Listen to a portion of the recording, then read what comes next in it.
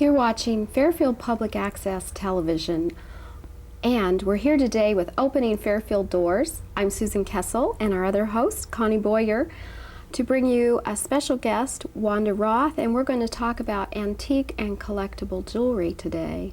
Connie, let's tell the mission statement. I'm sorry, I'm giving this job to you again. Well, I guess it's rightfully mine since the last show I forgot to come. Now I've told the whole world.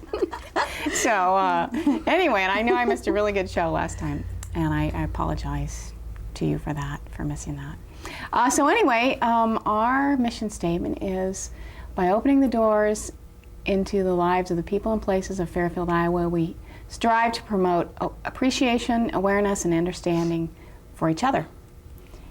And so let's start. Wanda. Let's start. Yes, Wanda Roth. I came in Carol's Apparels the other day, which is going out of business, which we're very sad to hear about, losing another business in Fairfield. But I ran across your jewelry, which I've known that you do for a long time, and I just got caught up in here and could hardly leave. And I'm wearing something that I purchased. And I'm just having so much fun, and I thought this would be a great show to do. And so you have collected jewelry for all your life? Many years. Many years. I've been very excited about the way that the jewelry is made, and that it's a lost art. And when things are made like this now, the cost is absolutely prohibitive. And I can actually give you an example. Okay, sure. Just to give you an example, just on cost, if you were to take something like this, a bracelet like this, or a necklace like this, today they charge $5 to put every stone into the prongs. And so that is an amazing added cost. And you were saying on the back that they are all, welded and... Yes, yes. Thank you. Let's see this. All these pieces have been, I don't want to say lovingly, but I will say painstakingly put together. I don't know if you can come closer, but what you can see on the back of every single one of these pieces, as I show them to you, is that each of these sockets that hold the stones have been hand soldered together to create a pattern, and you can even see the weld mark, the solder marks on each of them. And then in putting it together in the casings, then they hand prong each piece. And as I said today, it's actually $5 a piece. So if you look at the amount of stones that they choose to put in, that's a tremendous amount for new pieces. And these are just glass stones, or semi-precious stones, or they can be either in antique jewelry, or... Right, well, just about everything that I have on the table right now you would consider antique costume jewelry. And there are very few pieces that I have that have precious metal, although this particular piece, which I'm very, very proud of, I know it's very, very small for you to see, this piece is patented on the back, 1892. And this piece actually is made of brass, but it has a thin layer of gold on the top, which when you look at it with a magnifying glass, you can actually see the gold strip right on the top, and then it's been hand engraved. And you said this was your oldest piece. This is the oldest piece, 1892. And this is the type of piece that were worn with the high neck blouses. Oh, yeah, and it would go like this. And it's a very, very beautiful piece done with peacock and feathers, and it's quite lovely. So, Wanda, when you were growing up, did you wear a lot of jewelry as a child? Well, I did. Listen to me. I kind of lived in a world of make-believe, although life was still very, very practical. I love beautiful things. I love things that shine. And as I grew older, it just drew me more and more to this art, to the art of antiques, big antiques, small antiques. But I found that the jewelry can get lost so easily and broken so easily that to actually have people have it and enjoy it and keep it for another millennium, if at all possible. You know, some of these pieces are 100 years old and they're in such perfect condition. Right. For instance, this piece is one of my pride and joy pieces, and it's mesh. It's from about the 1920s. And again, even though these are bezeled, what they call bezeled edges, each of the stones are hand placed, and as you can see, it's a very, very beautiful piece, extremely beautiful piece. So I like it. I like people to understand how it's made and how to take care of them. And how, well, for example, I have a couple questions. They're all running through my head all at once. Number one is, how do you find out how old a piece is? You know, say, you know, we're all going eventually through our grandmother's things and our mother's things, and how do we find out how old these pieces are and what their value is and how they were put together, and then how do you take care of them so they can be preserved? Very good. So let's start with the first question. How do you find out how old they are? Well, let's say as far as pins are concerned, pins that are before the 1920s. I don't know, Richard, if you can actually see this, but pins that are before actually 1930, all of the backs are in what they call a C-clasp. They have a clasp that just curves over, and there's no safety latch. So anything before the 1920s would be like that. Any of the earrings before the 1930s would have a very, very, very small screwback rather than the larger screwbacks that they had in the 40s, 50s, and 60s. There's a very, very tiny piece, maybe the size of a pinhead.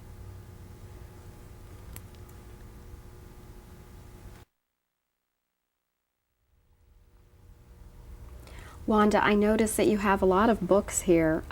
These are yours. Yes.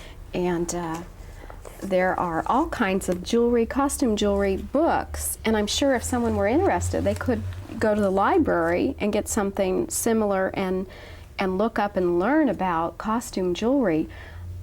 Do you use these for reference? Yes, I use these for reference, and I study them, really study them a lot. Not only to know where pieces come from, what countries they come from, but to know the age of them, and to also know when I'm out looking for jewelry what I really want to get. Well, I noticed when Connie came in today that you immediately looked at her necklace and you said, that's from? Czechoslovakia. Okay. What tells you that? What tells me that is not only the cut of the stones, but the type of chain that was used, and just after a while, as in anything else, there's an intuition, a very strong intuition that comes after looking and feeling and touching many, many, many pieces. Now, I think that my grandfather bought this for my grandmother. Now, where would he have bought something like this for her? Would he have gone to a regular jewelry store or a department store type store? Well, it depends on when he purchased it. But I would say that unless he actually purchased it in Czechoslovakia, he might have gone to either an estate, or he might have gone to a store. Maybe where was he? Well, it would have been here in Fairfield. Here in Fairfield, And I think that I wanted to call her this morning, but she wasn't out of bed yet. And say, when did Grandpa give you this? I want to say, I think they were married in 31, and so I think that he gave it to her either right before they were married or as a wedding present, or soon within a year that they were married. So I'm thinking it's about that time frame. So do you wear that a lot, Connie? Not a lot. I've worn it, well, I've had this actually for probably 20-some years, and I've just worn it for very special occasions, you know, with like a satiny type dress, you know, that had a V-neck type style or whatever. But I know I have some things that were my grandfather's that I got, and my grandmother's, and those mean an awful lot to me, but I also love going to auctions. Oh, yeah. Is that where you get a lot of things? Auctions? Actually, these days, I will say this, because of what's happened with the interest in antique costume jewelry all over the country, the values have skyrocketed, and to find pieces at auction many times pay sometimes $200 and $300 for a piece that is a named designer. And particularly these days, now when the piece is Czechoslovakian and the older pieces that come from Austria, the Czechoslovakia, as we know, is no longer in existence, so those pieces have gone quite high in value. I have some on the table that when we look at the jewelry I can show you.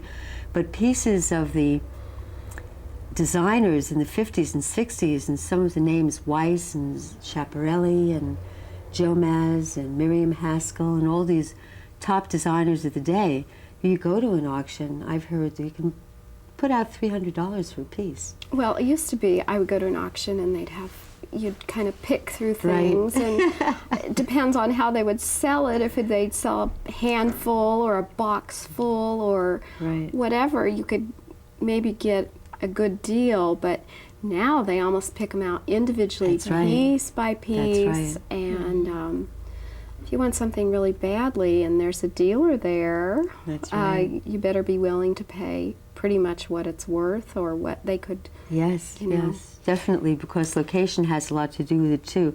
We're here in the Midwest, and still prices, believe it or not, haven't risen to what they are on the East and West Coast. And if you were to go to an auction on the East or West Coast and see the same piece, you'd probably pay maybe 30, 40, 50% more even at auction. Wow. So how do you clean one of these pieces? Something that's, you find in the attic at grandma's or whatever. What's the appropriate way to take care of these? Very carefully. Well, just to give you an example, let's say a piece that has a lot of rhinestones in it. Most rhinestones have either a silver or a gold color backing, and that backing, if it gets wet, can actually not only come off, but it can make the stone... I'm just sitting here thinking, you know what I did this morning with this? No, this is different. Okay. No, see, this is... May I just... No, see, this is different. This piece has no backing. Right. These stones are clear. These are clear, so there's no problem. You can actually take a piece like this. You can just literally be rough with it. You can... If that's silver, it might be silver, you can actually take the silver cleaner and wipe the piece with your fingers, go through it with your fingers, or you can take an old toothbrush. I have a few old toothbrushes, and you can put the piece in your hand, put some lemon, soap, and water, and just really brush it and not be concerned, because these pieces are not pasted, they're pronged, and they don't have a back. But the ones that do have the rhinestones that are set in prongs, those that have backs, you must be very, very careful. What you can do is take a little bit of lemon water, hot water and lemon, and then take it on a piece of toweling that doesn't have lint, and you can rub the faces, rub the whole face of your piece of jewelry, and then turn it over right away, only if it's pronged. We're talking about pronged pieces. And get all the excess water out on another piece of toweling, and then really, just as you would do on your face, just wipe it carefully so no moisture gets in, because it can cloud. Behind the rhinestone or whatever. Right, it can cloud it. I would think that most of the time the jewelry is in pretty good shape. I mean, it's something that people keep in their jewelry boxes, and people save things. I save things. I mean, I think, oh, I'm not going to wear that. I don't want to lose it or have it stolen, or, isn't that silly? So I would think that it's in pretty good shape. Most pieces are. See, I'm very, very particular when I buy my jewelry, and I make sure that they are. But then again, if I find a piece of jewelry that is just too beautiful to pass up and it has a missing stone, I'll buy it anyway, because I buy a lot of broken pieces that really can't be fixed, and I'll just sit for hours. It's really fun. I'll just get lost in taking stones and keeping stones and pieces and parts. So as I say, you take some of your broken jewelry and restore some of the ones that maybe just have one piece missing or something. Right, but only, I'm very, very particular to the integrity of the piece. It's very important to me. So if it's a rhinestone, it depends on whether it's a grayish or really bright crystal-like type of rhinestone, and even the cut of the stone, and what type of paste I use. And I keep within the absolute integrity of the piece, and if I can't do that, I won't buy it unless I buy it for parts.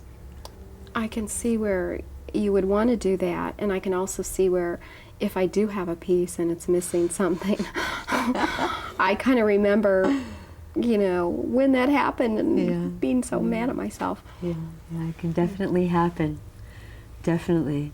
But there are also sources around the country that if you have a very special piece, such as one I could actually show you, that there was one stone missing to a necklace, earrings, and bracelet of a very fine designer. And I sent it to him and I said, only if you have a stone that you know came from the same piece. And he found it. Oh, that's And I'll show it to you. Actually, I have the stone out so I can show you. Now, since the store, Carol's Apparels, is closing, and you do have your things here, and you hope that you're going to have it at the Dandelion Patch so people can still appreciate and look at your things. But you're also talking about it would be nice or kind of a dream to have things on the internet. Yes, I'd like to do that, and I'm thinking very much of doing. So what I'll be doing with the jewelry is having some at the Dandelion Patch, and then also I'm going to be doing maybe a show once a month. Go out and sit in the sun and have some fun outdoors and do a nice show to where Kinda people like come flea from all over the markets, or? country. Well, not really a flea market, because see, I don't really have flea market prices on some of my better pieces. Right. So I'll be doing shows where dealers come in from all over the country, near Chicago, and you know, and a place called Sandwich Lake, and where people come in, and my prices, they'll think they're getting it for very little. Actually, it just depends on location. It seems like it would be a very, I mean, as far as an internet business, A good idea. yeah. I mean, it I sounds think, like a you great know, idea. feature one bracelet or something. Yes. Several. Yeah. And someone will fall in love with it. Just have to have it. Exactly. Me. Exactly. Yeah. Well, I was going to say, you said you sent a piece to the original designer. I mean, Well, not to the original designer, but there's a gentleman who replaces stones. Oh, Because the designers, most of these designers are no longer I was in going to say, existence. that's what I was thinking. Right. I'm thinking, well, this guy must have been really old. Well, They're no longer in existence. I think it's fun that the age of some of these things are totally in style again. Oh, yes. Coming very much so. around, and I think we should take a camera break and stand up and actually look at some of these pieces and talk about them individually. Love to do that. Okay. Love to do that. Well, I just dug through some things before I came up here, and growing up, I had little jewelry, little pins, silly little things that I've heard are very collectible now. And in high school, I started rings. I'm really big on rings and things like this that opened up. And I think this had some perfume in it. This giant ring, they must have been really big in the 60s. Very big, yes. And this again. Bigger the better. And accessorizing, which I know that you've done with people and their clothing, right. also involves scarves. This was from the 60s. I was going to say, that looks very, pattern. very Familiar. hippies. And this one, which I will pick up, Richard, Vera, is yes, it's beautiful. Vera. And I read somewhere lately that if it has Vera Yes. on it, that it's pretty valuable. Yeah. And the very super long look of the 60s. And then at an auction recently, I picked up these little things I think could Beautiful be little pins or velvet, on yes. hats. Pins on hats and suits. They used to put them on lapels. They're really good shape. Yeah, they're beautiful. Those are made out of what? Little Velvet? velvet. Kind of velvety Yeah, looking. they're velvet. They're They'd very be great on lovely. a package, Yeah, you know, to give to someone. And then my favorite scarf, this was my mother's, and when I grew up in California, and it's kind of, what would you call this? It's a souvenir scarf Souvenir because it scarf. has the names of all the different Chinatown, Catalina Island, Hollywood. Fisherman's Wharf. Right. I latched onto this early when I was a young girl because I thought that was so cool. That's And sweet. of course, when you go to auctions, you can pick up Oh yes, yeah. Oh, yes. And beautiful hankies. handkerchiefs. A lot of the lace is done by hand. Yes, like the on tatting. this particular piece is done, And that is totally done a by lost hand, art. and this Yes. particular one is done by hand. And my girls' grandfather, who died several years ago, but this was a very large man, used to tat and make this beautiful lace. And I think I heard about him. he made it. He created tatting for their aunt's wedding dress, and now the girls we each have a handkerchief similar to that with tatting around it, and it's such a precious thing. Very lost. That I keep thinking that someday when they get married, that will be the handkerchief they take down the aisle. Right, Yes. right. So, And other jewelry that I have, and of course you can throw in purses. Wonderful. And Yes. this silly belt, you can see the dust on it. This belt from the 60s. 60s, yes, definitely. And then you throw in, Definitely. this was my mother's probably in the 40s, I And think. they're coming back in too. They're coming back in. People are wearing these mesh belts a lot now. This is great. you really don't throw anything away, do you? No, Susan? I don't. And then also, this was my grandfather's. This is one of the things that I found in my grandfather's.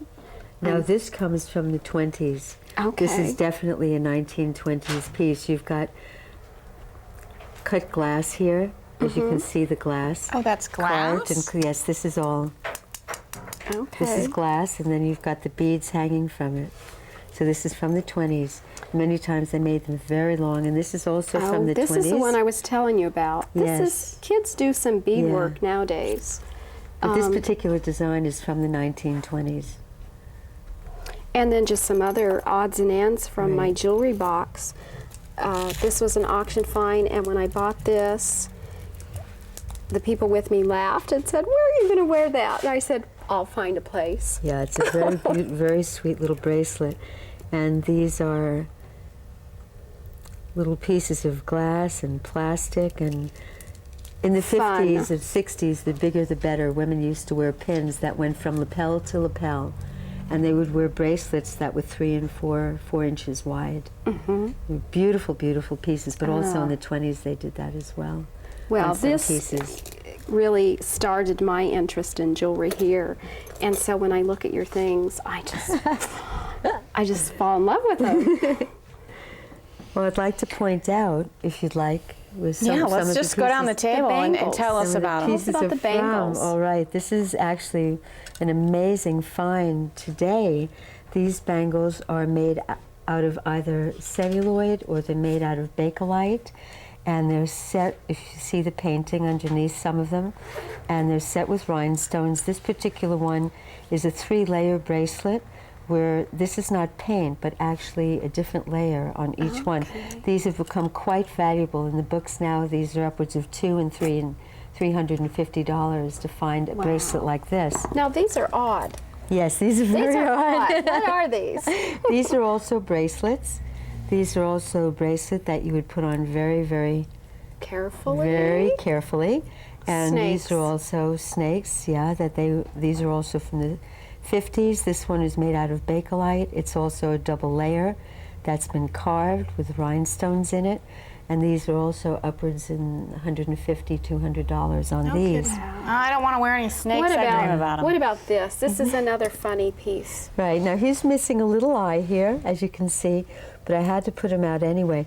This is a little Scotty, where his head turns. I've actually got 2 of them, a black and a red one. Scotties are very, very, very collectible, very, very popular these days. These are made out of just plastic, and What do you think the date would be on those? the date is before 1930. Wow. If you can see that this particular type of catch, see this swings, and this type of a catch has no safety on it. So anything that you see like that is before 1930. Anything at all like that. This particular bracelet is actually a name bracelet. It's Weiss, which is a bakelite bracelet. Very attractive. Yeah, and this one, as you can see, is set with rhinestones, and usually there would be a pair of earrings that would go with it, and they're very beautiful. These are really funny. Look at those, Connie. Aren't those Right. great? Yeah, I saw those. What are those? These used to hang from Necklaces? chains. You know, when you had keychain, these were keychain pieces. These are actually made out of lucite and and plain lucite on top. It's a real piece of bazooka gum and a real pretzel that's been insert into that. What do you think the date on that would be? The date of these are also about 60s, 1960s. I like that bazooka one. Yeah. I was a big fan of bazooka. In fact, I still am. Oh. This. All right, these pieces are from about 1910. This is sterling silver, and I'm assuming, I don't know, but I think this is Czechoslovakian glass. Very, very lucky to find a set.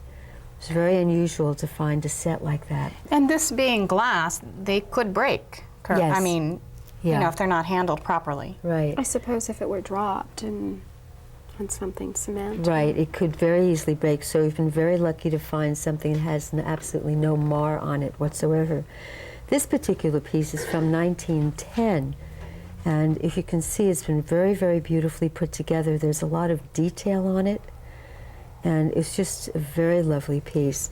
A piece here, this one is also about 1910, and it's got a very, very lovely chain. These are also what you would call rhinestones, carved rhinestones. This piece is quite unusual. I'm going to show you how it sits. This is the type of thing that you would see someone wear with a beautiful, beautiful gown for the evening or going to the opera. And it's quite a stunning piece. This is also from about 1910. And if you notice, I have some with same colors here. This is actually a belt buckle. I wondered what in the world this was. That's an antique belt buckle. This jewelry, I think it would be great to put together an outfit around the Very jewelry. definitely. Like the other day I was looking at this one with a dress that I purchased, and I wanted this so bad. It's still here. It's still here, but right. to just dress around this piece of jewelry.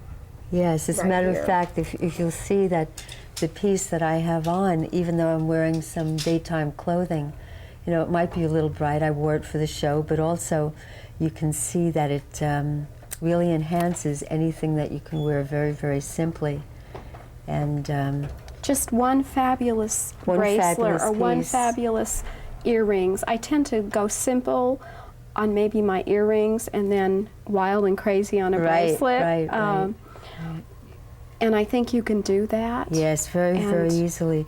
Just something very simple. You could even take a piece like this, which is nice and bright and beautiful, and even though it doesn't go with my outfit, let's show it on Connie's. Oh, yeah. You see if you just wore this like So that? even your old outfits that you have in home, Yes, exactly. to renew them with a fun piece of jewelry. Absolutely. Now I wanted to show you this piece too. This is a very beautiful piece. This is celluloid, old celluloid. This piece is from France, and it even says Paris on it. Sorry for that. And on the back you can see that in Europe they had a different type of a clasp where you pull out the plunger and then you would put in the piece that holds it on and then push the plunger in. So this is from France. It is amazing the different kinds of clasps that you run across. Yes, it And is. that probably is a real significant indicator of time period. Time period, absolutely. The clasps are very much an indication of time period.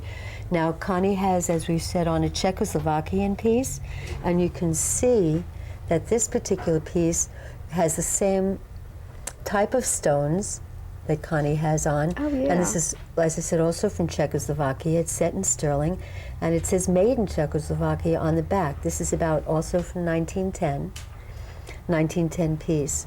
This is a piece of what they call Bohemian glass, and Very attractive. let's see if I can find it.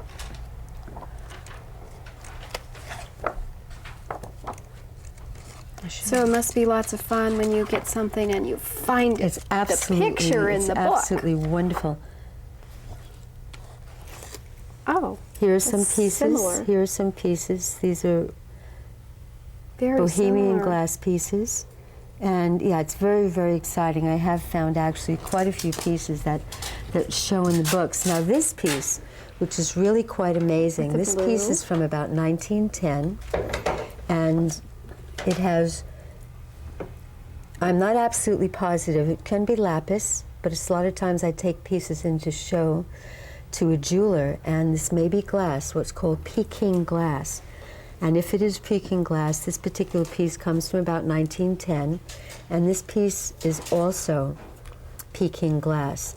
And it's a very, very heavy, but very, very beautiful piece. And you can see how the stone was set in there. And I think like this would look great with chambray or blue jean type. Definitely. I like to do that with turquoise also. Yes, I know. They're very to beautiful. Mix the blues. This is also another piece that's quite old. This is from about 1910. And again, you can see, I'm sorry, go ahead, dear. It looks like little chandeliers. Yes, it's really wonderful. And it just, you can put it on something cream, a beautiful cream dress, or you can even hike up something at the waist, Fun you know, idea. or down at the hip or on the waist, like that. This is also from Czechoslovakia. It's a very beautiful piece with little beads in between. And you see the settings. The beautiful thing about what they used to do in those days was they actually had designs on the back as well. Oh. This is from Austria, and this is real Austrian crystal. You can see how the stones shine. Very, Is very that a pin beautiful. there? That's a pin, Okay. Austrian crystal. Across the table here, we have 1920s flapper. Okay. Flapper pieces, and I'd like to show you something about this one. Whoops. See if we can untangle it here. This is another one here with that type of beading that I Right, have exactly. with my grandfather. Right. This one, as you see, is extremely long. And why is it so long? Because it goes 2 or 3 times around the Okay. neck, as looks like a choker, and then it would hang on the dress like this, just about up. And then they up would to do here. this. And then they would do Right. They would hold it. And Isn't that what it they'd was go for? like that. And this one is made out of carved glass beads, and very, very, very beautiful beadwork. Extremely beautiful beadwork. And this one is also from the 1920s. That one It's looks very a lot similar like to the yours. one. Yeah. Yes. Yeah, it's very, very similar to yours. And this is also made out of glass, carved glass. And so then from the 1920s, we start to come, well, let me show you just this one more piece. Beautiful, beautiful work, all carved glass. You can hear the sound of the glass together. Very, very beautiful. And very unusual. It's very unusual to find a piece like that that has 2 colors.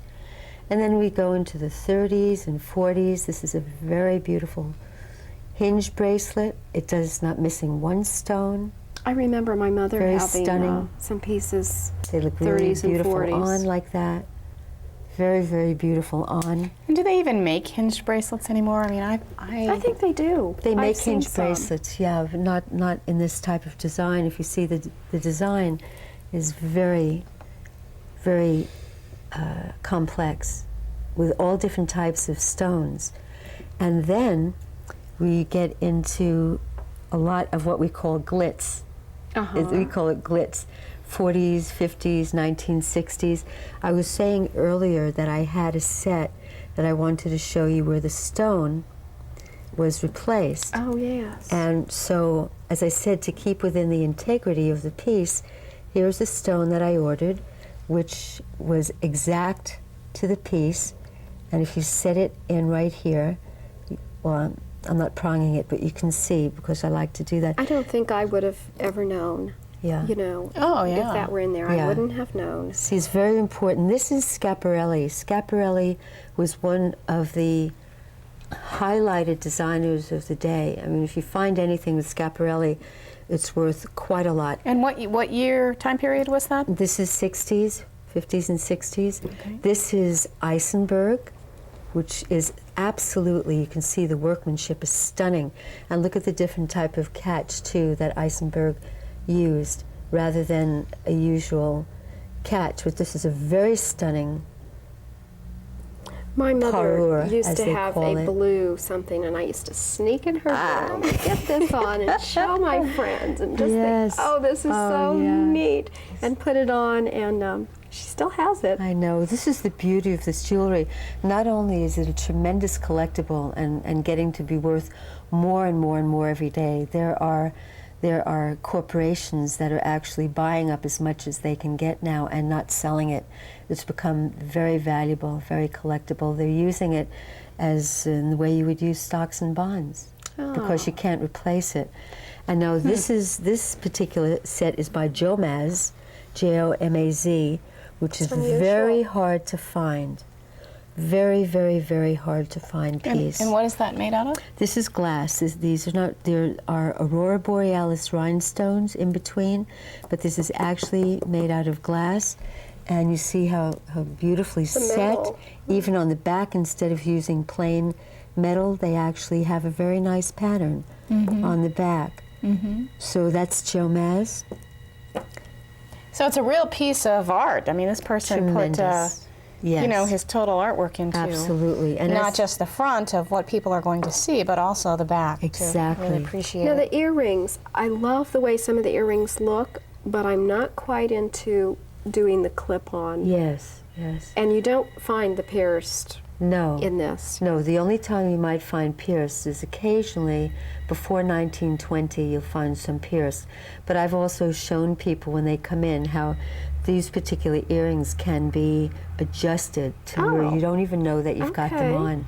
I didn't And know that. As I was saying earlier, I'd like to show you the back of this. Here we've got, if you notice, not only 3 different sizes and shapes, but you can see the solder marks, how this has been made by hand. See, there's a solder mark here, and one here, and one here. And this piece has been put on separately. So not only do you have 3 different types of stones, glass, iridescent glass, aurora borealis, and clear glass, but this is what made some of the designers' pieces worth a lot of money. And here we have some, what we call Trifari. Here's a Trifari, I think everyone's heard of Trifari. Right? This I is haven't a heard of it. beautiful You haven't- set. Connie. No, I haven't. Okay, I'm showing my ignorance again. No. This is a beautiful, is that a designer? beautiful The set. name Yes, of the Trifari designer? was the Thought designer. everybody had heard of Trifari. And here's another Trifari bracelet. Here we've got the beautiful earrings that have a blue aurora borealis in the center, a lovely necklace that can either be a choker or a 16 to 18 inch, and a beautiful bracelet that has a safety chain. And safety chains show that it was a very nice piece and sold at very high cost.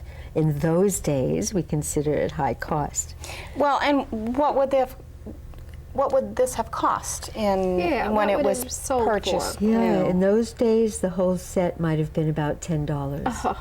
Around Oh, wow. $10. Today, let's say in California or New York, this set would go out at around $300.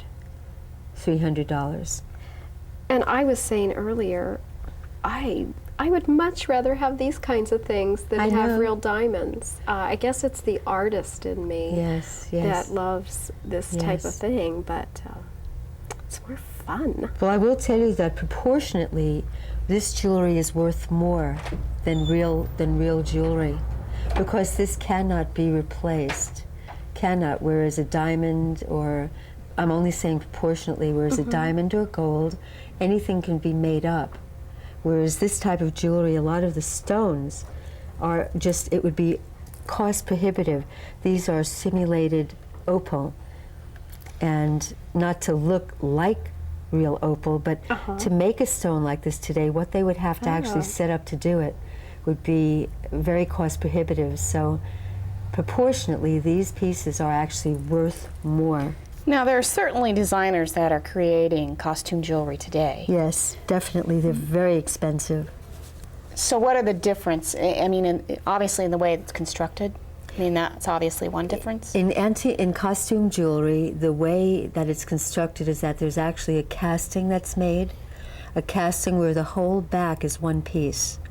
And then most of the stones, in most cases, they're pasted in, even And though in a that's lot today. of today, Some can be Pasted in, you mean pronged. like glued or something? Yes, Some yes. kind of like- sticky Yes. something? They're Okay. usually glued. There are very definitely pieces in the antique jewelry where you'll find stones that have been glued in as well.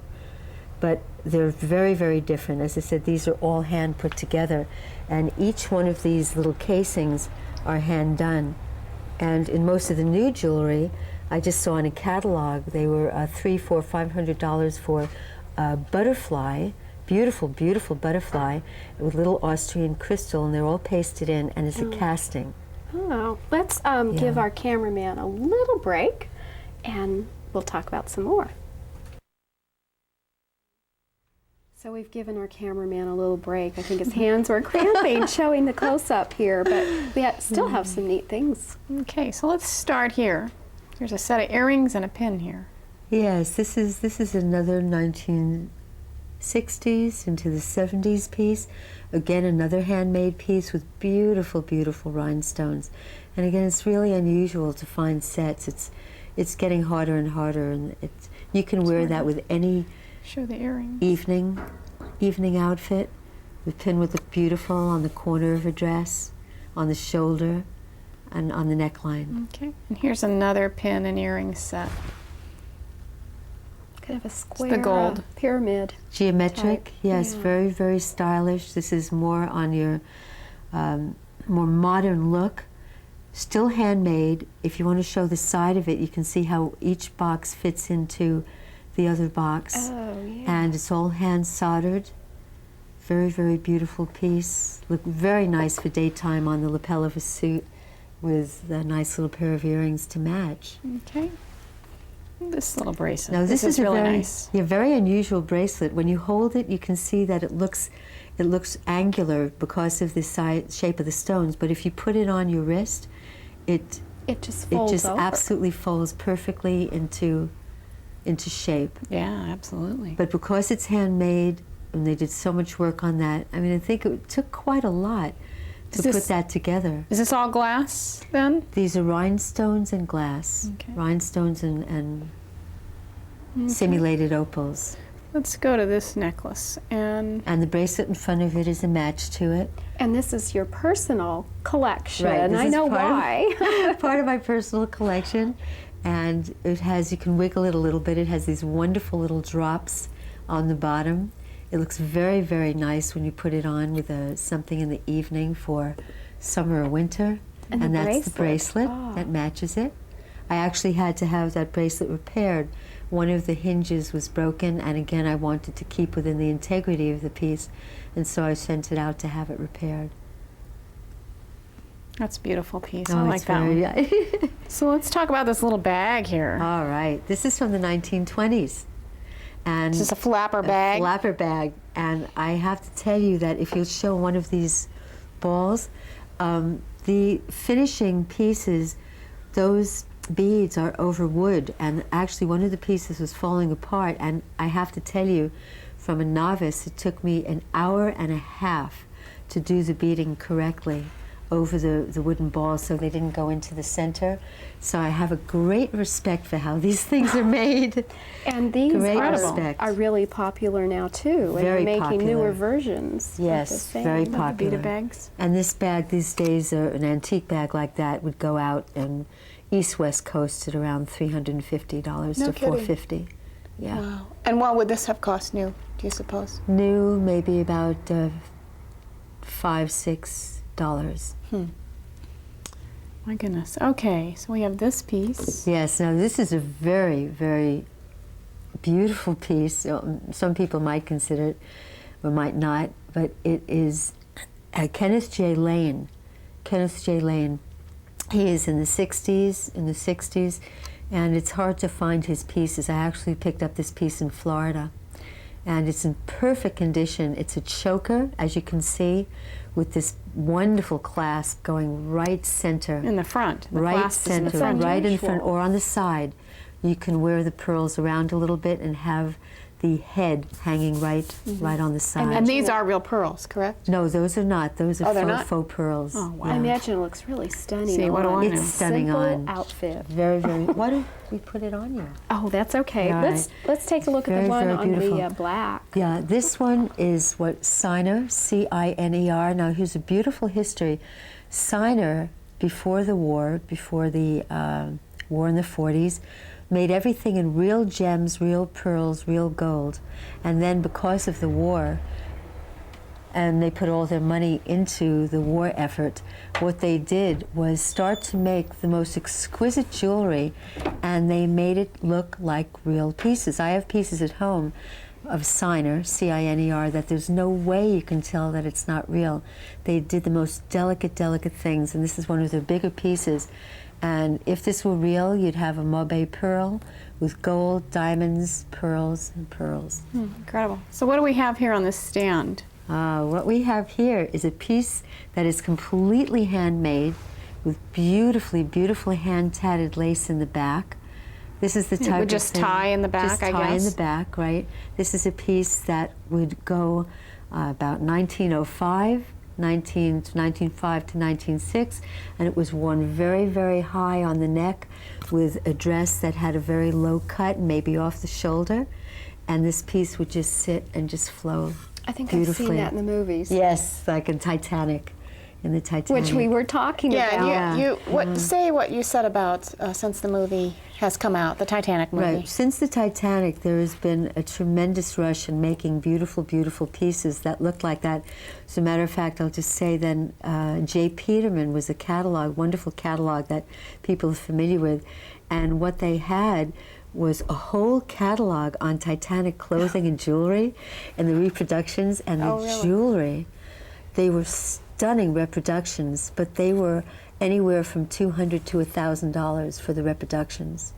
And they were gorgeous, absolutely I've seen the blue beautiful. sapphire, Yeah. you know, that piece, Yeah, and then yeah. Celine Dion wore it at Yes. the Grammys or the Yes. Oscars or whatever Yeah. when she sang. I've seen reproductions of that, like even in a mall, Yes. jewelry store. Right. Some movies play a part A in, very big part. in what's going on, what's happening, and what we like and don't Right. like, and Right. trends. Okay, so this yellow piece, this is a little bit too much for me. I don't think I could wear this. Yeah, this piece is fabulous. This piece is made out of crystal. It's made out of glass. It's got beautiful, beautiful Venetian glass pieces. And this is what would be typically your 1960s to 1970s, where the bigger the better. As I said, there were pieces that ladies used to wear on their suits that would actually go from lapel to lapel. Beautiful pieces and very, very wide bracelets. Very wide bracelets. Now this is... You could hear this person walking down the street. Can you imagine the mood that person would be in that would have that on? God, I know, That it's would be wonderful. fun. Yeah. What were you going to say What I was before? going to say is that this is actually leading up to these pieces. This is what you would call a Miriam Haskell-ish piece. This is like something that Miriam Haskell, who was one of the very, very top designers of her era in the 60s, she actually made many, many pieces for celebrities, for actresses that were unsigned, and they had them in their collection. These pieces right here are Miriam Haskell. And I'm really proud to have them in my private collection. If you'll notice, she used a lot of Baroque style pearls, and her signature, so to speak, were this type of a clasp. If you'll notice on all of these necklaces, you'll see the pearls centered with smaller pearls, and in most of her pieces, they're all hand-wired. All of the pieces, the smaller pieces, are hand-wired. And then on the back, particularly on this piece, you will probably not be able to see it, but there is a label put on that says Miriam Haskell. And are these real pearls then on these particular pieces? These are not real pearls. These are also, again, faux pearls, but they're in the Baroque style. Now, Robert was one of her designers, and he made a lot of jewelry for her, and then went off on his own and started making his own jewelry. And this is a very, very beautiful sample of his workmanship, because this has all been hand-soldered pieces. You've got 1, 2, 3, 4, 5, maybe 10 or 12 hand-soldered pieces, and you've got all these hand-set pieces. And on the back, on here, you can see Robert, like that. So I have to ask, there's a club for everything. So is there a club that people can join for antique jewelry collecting and information and Yes. sharing? And is there something like that in Fairfield?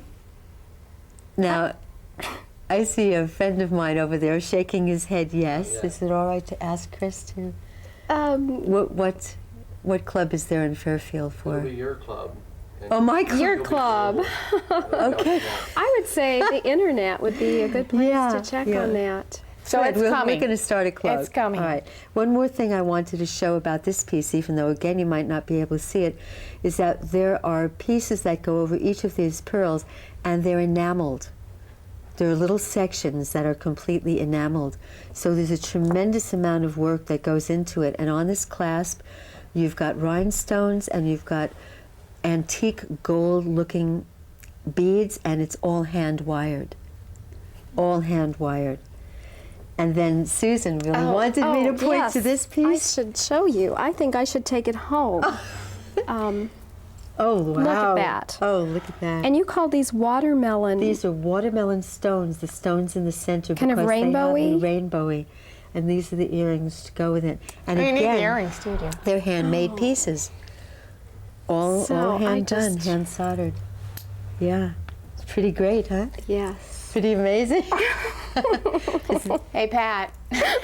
Hint, hint, hint. I just have to Call show me. you one more piece. The other night I went out and I wore purposefully a very, very plain dark velvet dress that had spaghetti straps cut straight across, just totally boring. And I put this piece on the spaghetti strap right here, on skin, on strap, with just a plain earring, and I'm then sure a it very just simple, came alive. beautiful rhinestone bracelet like this. And everyone, I mean, it just looked magnificent. It made a real statement. That's what this jewelry does. You can wear it during the day, you can wear it in the evening. It makes a tremendous statement. Well, this has been really fun and interesting, and I'm going to look more at auctions again and keep my eye open and tell my mother not to. Don't throw away anything. Yes, and Yeah. I'd just like to thank you for sharing with us today and hopefully opening a door in Fairfield to costume jewelry and collecting and appreciation. Right. Well, thank you very much. This has been very exciting for me to do something like this, because for me to educate people on this level, I feel is very, very important. It's such a beautiful part of femininity to Yeah. always look beautiful. Well, thank you, Wanda Roth and Connie. It's great Thank fun. you, Connie. Yes. We're all jewelry freaks from way back, aren't we? Thank you. Bye.